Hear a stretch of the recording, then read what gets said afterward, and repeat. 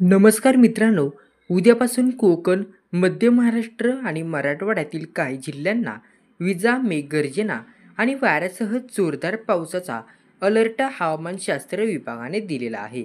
तर जाणून घेऊया संपूर्ण बातमी.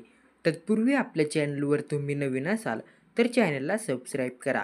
राज्यात पावसाला पोषक हवामान झालं आहे. राज्यातील बहुतांश जिल्ह्यात आज हलक्या सरी हजेरी लावण्याची शक्यता हवामान खात्याने दिली. तर उद्यापासून कोकण, मध्य महाराष्ट्र, मराठवाड्यातील काही जिल्ह्यात विजांसह पावसाचा इशारा देण्यात आला आहे. त्यामुळे पुढील 2 ते 3 दिवस किमान आणि किमान तापमानात वाढ होण्याची शक्यता आहे. सध्या राज्यातील किमान तापमानात चढ-उतार सुरू आहे. गुरुवारी रत्नागिरी, सिंधुदुर्ग, कोल्हापूर, सातारा, सांगली जिल्ह्यात विजा आणि वाऱ्यासह तुरळक ठिकाणी पावसाचा येलो अलर्ट देण्यात आला.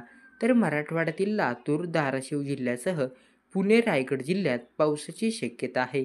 तसेच विदर्भात ढगाळ वातावरण राहील असा अंदाज हवामान विभागाने दिला. कोकण, मध्य महाराष्ट्र, मराठवाड्यातील शेतकऱ्यांनी काढणी केलेला शेतमाल सुरक्षित ठेवावा.